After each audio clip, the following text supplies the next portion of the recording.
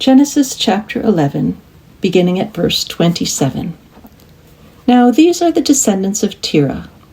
Terah was the father of Abram, Nahor, and Haran. And Haran was the father of Lot. Haran died before his father Terah in the land of his birth, in Ur of the Chaldeans. And Abram and Nahor took wives. The name of Abram's wife was Sarai, the name of Nahor's wife Milcah, the daughter of Haran, and the father of Milcah and Iksa. Now Sarai was barren, she had no child. Terah took Abram his son, and Lot the son of Haran his grandson, and Sarai his daughter-in-law, the son of Abram's wife. And they went forth together from Ur of the Chaldeans to go into the land of Canaan. But when they came to Haran, they settled there. The days of Terah were 205 years, and Terah died in Haran. Genesis chapter 12. Now the Lord said to Abram, Go from your country and your kindred and your father's house to the land that I will show you. And I will make of you a great nation, and I will bless you and make your name great, so that you will be a blessing. I will bless those who bless you, and him who curses you I will curse. And by you all the families of the earth shall bless themselves. So Abram went, as the Lord had told him, and Lot went with him. Abram was 75 years old when he departed from Haran. And Abram took Sarai his wife, and Lot his brother's son, and all their possessions which they had gathered, and the persons that they had gotten in Haran, and they set forth to go to the land of Canaan. When they came to the land of Canaan, Abram passed through the land to the place of Shechem, to the oak of Moreh. At that time the Canaanites were in the land. Then the Lord appeared to Abram and said, To your descendants I will give this land. So he built there an altar to the Lord who had appeared to him. Thence he removed to the mountains on the east of Bethel, and pitched his tent, with Bethel on the west and Ai on the east. And there he built an altar to the Lord, and called on the name of the Lord. And Abram journeyed on, still going toward the Negeb. Now there was a famine in the land, so Abram went down to Egypt to sojourn there, for the famine was severe in the land. When he was about to enter Egypt, he said to Sarai his wife, I know that you are a woman beautiful to behold, and when the Egyptians see you, they will say, This is his wife. Then they will kill me, but they will let you live. Say you are my sister, that it may go well with me because of you, and that my life may be spared on your account. Then Abram entered Egypt. And the Egyptians saw that the woman was very beautiful.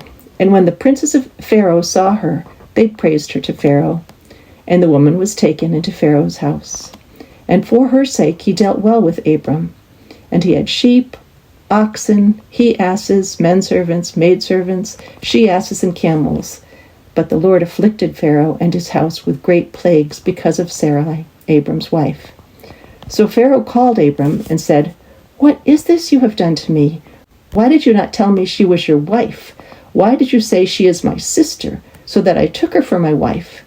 Now then, here's your wife, take her and be gone. And Pharaoh gave men orders concerning him, and they sent him on the way, with his wife and all that he had. Genesis chapter 13. So Abram went up from Egypt, he and his wife, and all that he had, and Lot with him, into the Negeb. Now Abram was very rich in cattle, in silver, and in gold. And he journeyed on from the Negeb as far as Bethel, to the place where his tent had been at the beginning between Bethel and Ai, to the place where he had made an altar at the first. And there Abram called on the name of the Lord. And Lot, who went with Abram, also had flocks and herds and tents, so that the land could not support both of them dwelling together. For their possessions were so great that they could not dwell together, and there was strife between the herdsmen of Abram's cattle and the herdsmen of Lot's cattle. At that time the Canaanites and the Perizzites dwelt in the land. Then Abram said to Lot, Let there be no strife between you and me, and between your herdsmen and my herdsmen, for we are kinsmen. Is not the whole land before you? Separate yourself from me. If you take the left hand, then I will go to the right. Or if you take the right hand, then I will go to the left. And Lot lifted up his eyes and saw that the Jordan Valley was well watered everywhere, like the garden of the Lord, like the land of Egypt, in the direction of Zoar. This was before the Lord destroyed Sodom and Gomorrah. So Lot chose for himself all the Jordan Valley, and Lot journeyed east. Thus they separated from each other. Abram dwelt in the land of Canaan, while Lot dwelt among the cities of the valley, and moved his tent as far as Sodom. Now the men of Sodom were wicked, great sinners against the Lord. The Lord said to Abram after Lot had separated from him, "Lift up your eyes, and look from the place where you are, northward and southward and eastward and westward. For all the land which you see I will give to you and to your descendants forever. I will make your descendants as the dust of the earth, so that if one can count the dust of the earth, your descendants can also be counted. Arise, walk through the length and the breadth of the land, for I will give it to you." So Abram moved his tent and came and dwelt by the oaks of Mamre, which are at Hebron, and there he built an altar to the Lord. Genesis chapter 14. In the days of Amraphel king of Shinar, Arioch king of Elasar, Chedorlaomer king of Elam, and Tidal king of Goyim, these kings made war with Bera king of Sodom, Bersha king of Gomorrah, Shinab king of Admah, Shemeber king of Zeboim, and the king of Bela, that is, Zoar. And all these joined forces in the valley of Siddim, that is, the Salt Sea. 12 years they had served Chedorlaomer, but in the 13th year they rebelled. In the 14th year, Chedorlaomer and the kings who were with him came and subdued Rephaim and Ashtaroth Karnaim, the Zuzim and Ham, the Emim and Shavath Kiriathaim, and the Horvites in their Mount Seir, as far as El Paran on the border of the wilderness. Then they turned back and came to En-Pishpat, that is, Kadesh, and subdued all the country of the Amalekites, and also the Amorites who dwelt in Hazazon Tamar. When the king of Sodom, the king of Gomorrah, the king of Admah, the king of Zeboim, the king of Bela, that is Zoar, went out, and they joined battle in the valley of Siddim with Chedorlaomer king of Elam, Tidal king of Goyim, Amraphel king of Shinar, and Arioch king of Elasar, 4 kings against 5. Now the valley of Siddim was full of bitumen pits, and as the kings of Sodom and Gomorrah fled, some fell into them, and the rest fled to the mountain. So the enemy took all the goods of Sodom and Gomorrah, and all their provisions, and went their way. They also took Lot, the son of Abram's brother, who dwelt in Sodom, and his goods, and departed. Then one who had escaped came and told Abram the Hebrew, who was living by the oaks of Mamre the Amorite, the brother of Eshcol and of Aner. These were the allies of Abram.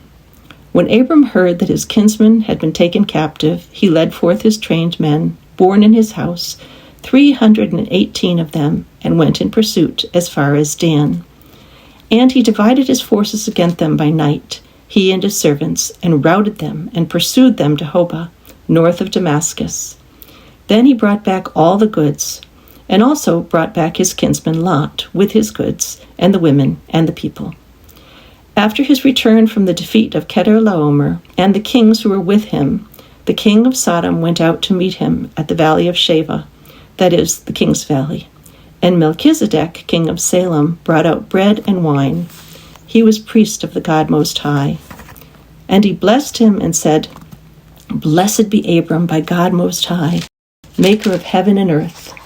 And blessed be God Most High, who has delivered your enemies into your hand." And Abram gave him 1/10 of everything. And the king of Sodom said to Abram, "Give me the persons, but take the goods for yourself." But Abram said to the king of Sodom, "I have sworn to the Lord God Most High, maker of heaven and earth, that I would not take a thread or a sandal thong or anything that is yours, lest you should say, 'I have made Abram rich.' I will take nothing but what the young men have eaten, and the share of their men who went with me. Let Aner, Eshcol, and Mamre take their share." Genesis chapter 15. After these things, the word of the Lord came to Abram in a vision. "Fear not, Abram, I am your shield. Your reward shall be very great." But Abram said, "O Lord God, what wilt thou give me? For I continue childless, and the heir of my house is Eliezer of Damascus." And Abram said, "Behold, thou hast given me no offspring, and a slave born in my house shall be my heir." And behold, the word of the Lord came to him, This man shall not be your heir. Your own son shall be your heir. And he brought him outside and said, Look toward the heavens and number the stars, if you are able to number them. Then he said to him, So shall your descendants be.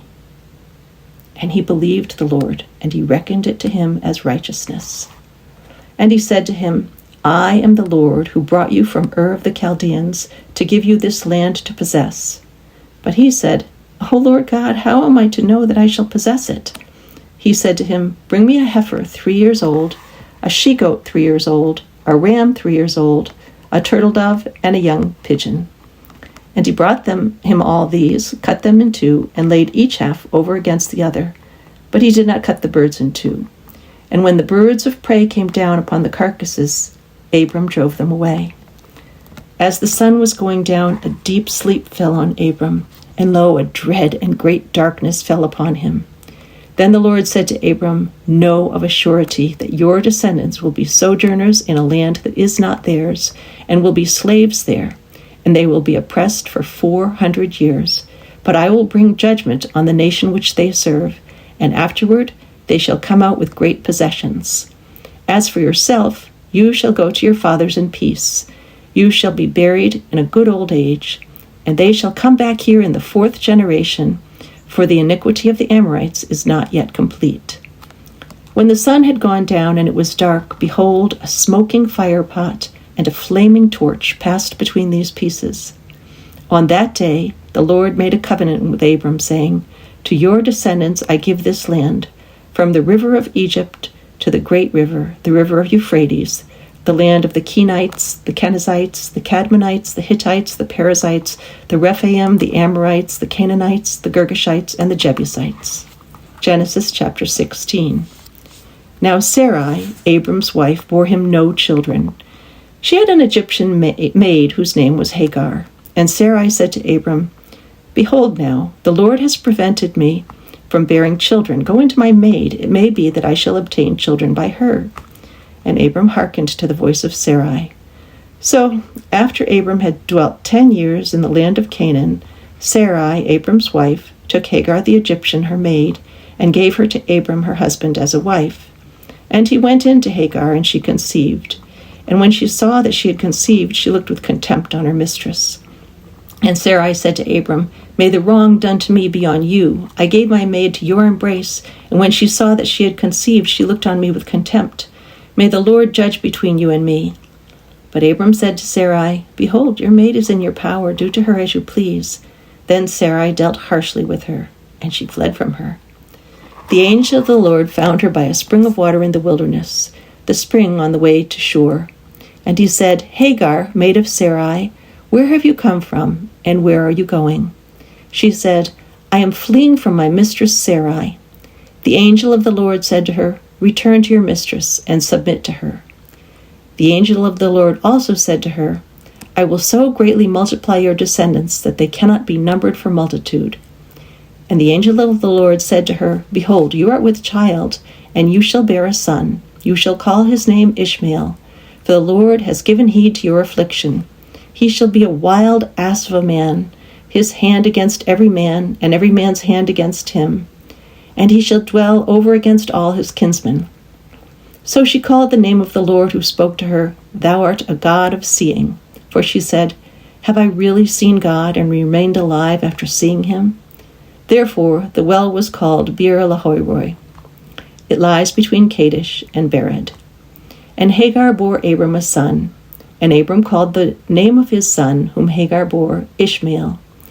Abram was 86 years old when Hagar bore Ishmael to Abram. Genesis chapter 17. When Abram was 99 years old, the Lord appeared to Abram and said to him, I am God Almighty. Walk before me and be blameless, and I will make my covenant between me and you, and will multiply you exceedingly. Then Abram fell on his face, and God said to him, Behold, my covenant is with you, and you shall be the father of a multitude of nations. No longer shall your name be Abram, but your name shall be Abraham. For I have made you the father of a multitude of nations. I will make you exceedingly fruitful, and I will make nations of you, and kings shall come forth from you.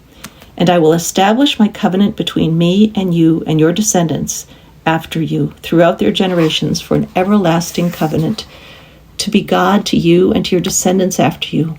And I will give to you and to your descendants after you the land of your sojournings, all the land of Canaan, for an everlasting possession, and I will be their God. And God said to Abraham, As for you, you shall keep my covenant, you and your descendants after you throughout their generations. This is my covenant which you shall keep between me and you and your descendants after you. Every male among you shall be circumcised. You shall be circumcised in the flesh of your foreskins, and it shall be a sign of the covenant between me and you. He that is 8 days old among you shall be circumcised, every male throughout your generations, whether born in your house or bought with your money, from any foreigner who is not of your offspring. Both he that is born in your house and he that is bought with your money shall be circumcised. So shall my covenant be in your flesh, an everlasting covenant.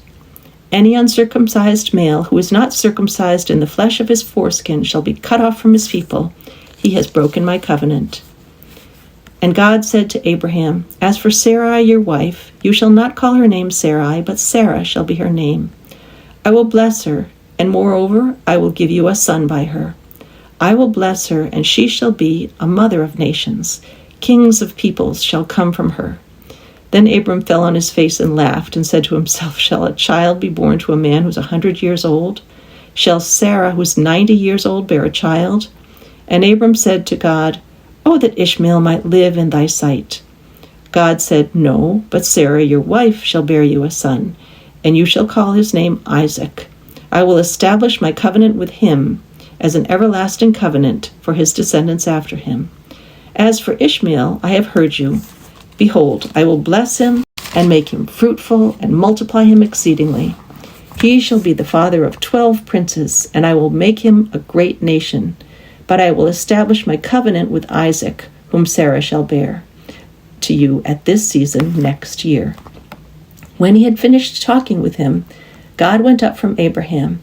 Then Abraham took Ishmael his son, and all the slaves born in his house or bought with his money, every male among the men of Abraham's house, and he circumcised the flesh of their foreskins that very day, as God had said to him. Abraham was 99 years old when he was circumcised in the flesh of his foreskin. And Ishmael his son was 13 years old when he was circumcised in the flesh of his foreskin. That very day Abraham and his son Ishmael were circumcised, and all the men of his house, those born in the house and those brought with money from a foreigner, were circumcised with him. Genesis chapter 18. And the Lord appeared to him by the oaks of Mamre, as he sat at the door of his tent in the heat of the day. He lifted up his eyes and looked, and behold, 3 men stood in front of him. When he saw them, he ran from the tent door to meet them, and bowed himself to the earth, and said, My Lord, if I have found favor in your sight, do not pass by your servant. Let a little water be brought, and wash your feet, and rest yourself under the tree, while I fetch a morsel of bread, that you may refresh yourselves, and after that you may pass on, since you have come to your servant. So they said, Do as you have said. And Abraham hastened into the tent of Sarah and said, Make ready quickly 3 measures of fine meal, knead it, and make cakes. And Abraham ran to the herd and took a calf, tender and good, and gave it to the servant, who hastened to prepare it. Then he took curds and milk and the calf which he had prepared, and set it before them, and he stood by them under the tree while they ate. They said to him, Where is Sarah your wife? And he said, She's in the tent. The Lord said, I will surely return to you in the spring, and Sarah your wife shall have a son. And Sarah was listening at the tent door behind him. Now Abraham and Sarah were old, advanced in age. It had ceased to be with Sarah after the manner of women. So Sarah laughed to herself, saying, After I've grown old, and my husband is old, shall I have pleasure? The Lord said to Abraham, Why did Sarah laugh and say, Shall I indeed bear a child now that I am too old? Is anything too hard for the Lord? At the appointed time I shall return to you in the spring, and Sarah shall have a son. But Sarah denied, saying, I did not laugh, for she was afraid. He said, No, but you did laugh. Then the men set out from there, and they looked toward Sodom. And Abraham went with them to set them on their way. The Lord said, "Shall I hide from Abraham what I am about to do, seeing that Abraham shall become a great and mighty nation, and all the nations of the earth shall bless themselves by him? No, for I have chosen him that he may charge his children and his household after him to keep the way of the Lord by doing righteousness and justice, so that the Lord may bring Abraham what he has promised him." Then the Lord said, "Because the outcry against Sodom and Gomorrah is great, and their sin is very grave, I will go down to see whether they have done altogether according to the outcry which has come to me, and if not, I will know." So the men turned from there and went toward Sodom, but Abraham still stood before the Lord. Then Abram drew near and said, "Will you indeed destroy the righteous with the wicked? Suppose there are 50 righteous within the city. Will you then destroy the place and not spare it for the 50 righteous who are in it? Far be it from you to do such a thing, to slay the righteous with the wicked, so that the righteous fare as the wicked. Far be that from you. Shall not the judge of all the earth do right?"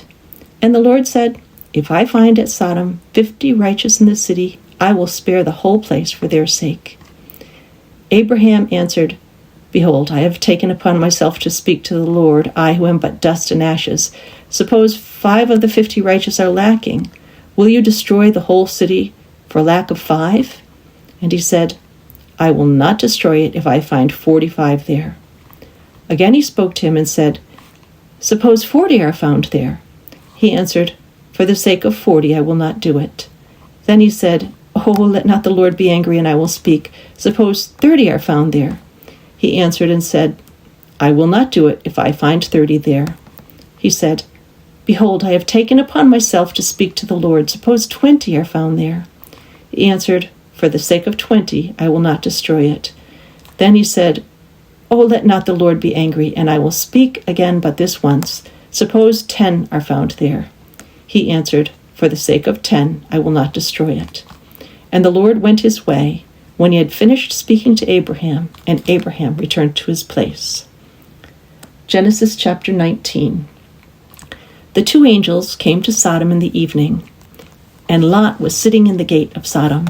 When Lot saw them, he rose to meet them and bowed himself with his face to the earth and said, "My lords, turn aside, I pray you, to your servant's house and spend the night and wash your feet. Then you may rise up early and go on your way." They said, "No, we will spend the night in the street." But he urged them strongly, so they turned aside to him and entered his house. And he made them a feast, and baked unleavened bread, and they ate. But before they lay down, the men of the city, the men of Sodom, both young and old, all the people to the last man, surrounded the house, and they called to Lot, "Where are the men who came to you tonight? Bring them out to us, that we may know them." Lot went out of the door to the men, shut the door after him, and said, "I beg you, my brothers, do not act so wickedly. Behold, I have 2 daughters who have not known man. Let me bring them out to you, and do to them as you please. Only do nothing to these men, for they have come under the shelter of my roof." But they said, "Stand back." And they said, "This fellow came to sojourn, and he would play the judge. Now he will deal worse with you than with them." Then they pressed hard against the man Lot, and drew near to break the door. But the men put forth their hands, and brought Lot into the house to them, and shut the door. And they struck with blindness the men who were at the door of the house, both small and great, so that they wearied themselves groping for the door. Then the men said to Lot, "Have you anyone else here, sons-in-law, sons, daughters, or any one of you have in the city? Bring them out of the place, for we are about to destroy this place, because the outcry against its people has become great before the Lord, and the Lord has sent us to destroy it." So Lot went out and said to his sons-in-law, who were to marry his daughters, "Up, get out of this place, for the Lord is about to destroy the city." But he seemed to his sons-in-law to be jesting. When morning dawned, the angels urged Lot, saying, "Arise, take your wife and your 2 daughters who are here, lest you be consumed in the punishment of the city." But he lingered. So the men seized him and his wife and his 2 daughters by the hand, and the Lord being merciful to him, and they brought him forth and set him outside the city. And when they had brought them forth, they said, "Flee for your life. Do not look back or stop anywhere in the valley. Flee to the hills, lest you be consumed." And Lot said to them, "Oh, no, my lords, behold, your servant has found favor in your sight, and you have shown me great kindness in saving my life. But I cannot flee to the hills, lest the disaster overtake me and I die. Behold, yonder city is near enough to flee to, and it's a little one. Let me escape there. Is it not a little one? And my life will be saved." And he said to him, "Behold, I grant you this favor also, that I will not overthrow the city of which you have spoken. Make haste, escape there, for I can do nothing till you arrive there." Therefore the name of the city was called Zoar. The sun had risen on the earth when Lot came to Zoar. Then the Lord rained on Sodom and Gomorrah brimstone and fire from the Lord out of heaven. And he overthrew those cities and all the valley and all the inhabitants of the cities and what grew on the ground. But Lot's wife behind him looked back, and she became a pillar of salt. And Abraham went early in the morning to the place where he stood before the Lord. And he looked down toward Sodom and Gomorrah and toward all the land of the valley, and behold, and lo, the smoke of the land went up like the smoke of a furnace. So it was that, when God destroyed the cities of the valley, God remembered Abraham and sent Lot out of the midst of the overthrow, when he overthrew the cities in which Lot dwelt. Now Lot went up out of Zoar and dwelt in the hills with his 2 daughters, for he was afraid to live in Zoar. So he dwelt in a cave with his 2 daughters. And the firstborn said to the younger, "Our father's old, and there is not a man on earth to come in to us after the manner of all the earth. Come, let us make our father drink wine, and we will lie with him, that we may preserve offspring through our father." So they made their father drink wine that night, and the firstborn went in and lay with her father. He did not know when she lay down or when she arose. And on the next day the firstborn said to the younger, "Behold, I lay last night with my father. Let us make him drink wine tonight also. Then you go in and lie with him, that we may preserve offspring through our father." So they made their father drink wine that night also, and the younger arose and lay with him. And he did not know when she lay down or when she arose. Thus both the daughters of Lot were with child by their father.